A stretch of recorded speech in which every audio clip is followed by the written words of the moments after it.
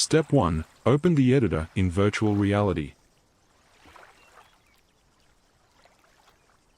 Step 2. Place down a squad of your choice.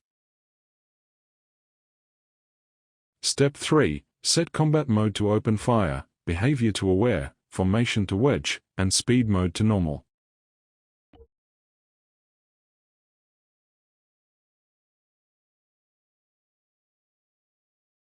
Step 4. Place a guard waypoint on the squad leader. Step 5. Double-click the guard waypoint you placed and click the waypoint transformation drop-down, then set the completion radius to 50 meters.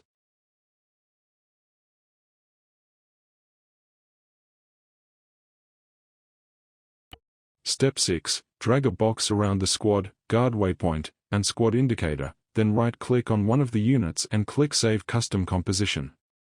Give it a name and choose a category you want your QRF to appear under when you search for it.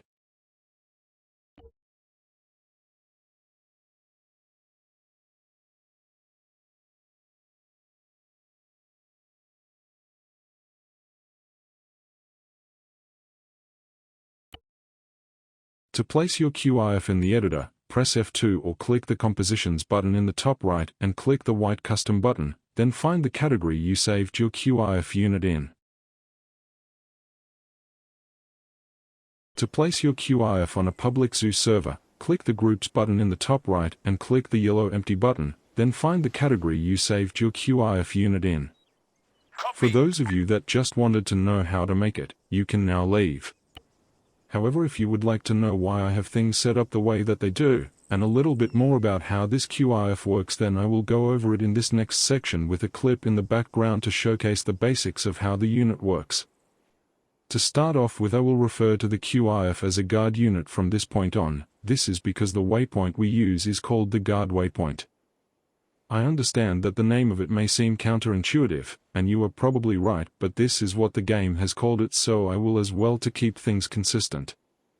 First off, this guard unit works in both script-enabled and non-script-enabled public Zeus servers, so you don't need to worry about which one you're on to use this unit.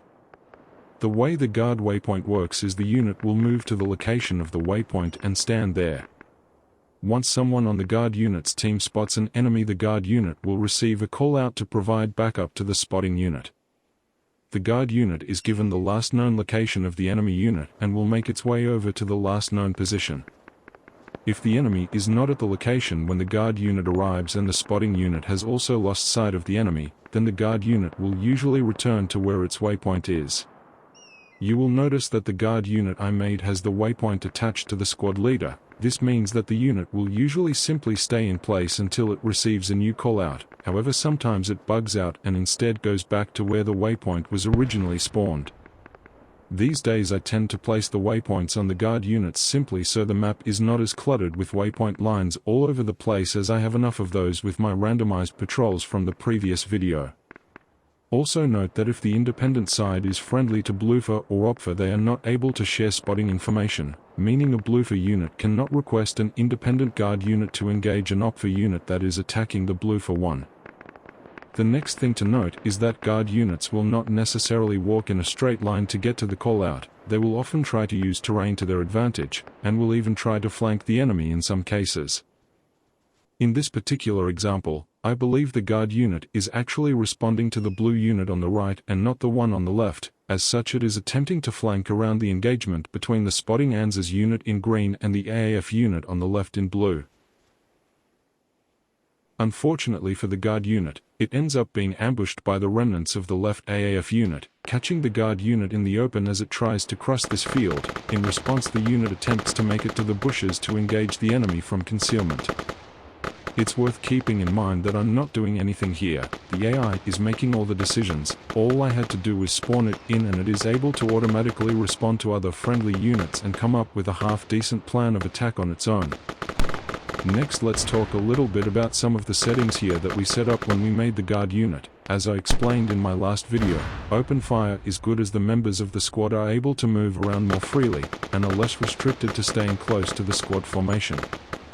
The behavior is set to aware so that the unit can run to respond to a callout, which it cannot do if it's in safe mode. The formation is wedge as it is the most versatile formation for the AI, and speed mode is set to normal speed so that the AI is able to run to the callout.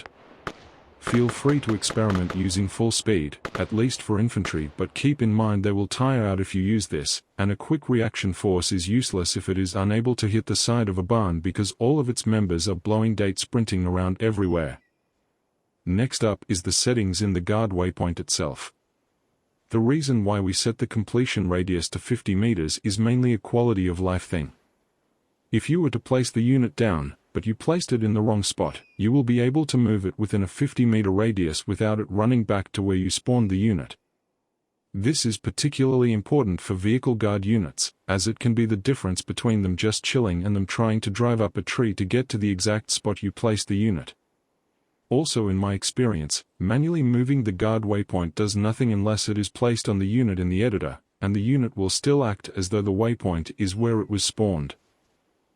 Speaking of vehicles, here is an example of a vehicle guard unit. I already explained some of the quirks about vehicles in my last video, but the short version is the squad leader needs to not be the driver, gunner or commander if there is other dismountable infantry in the squad, and the squad leader must start outside of the vehicle or the unit will bud out. It is also worth noting that while transport guard units are able to respond to callouts much quicker than foot units, they are also more vulnerable as one rocket can spell their end.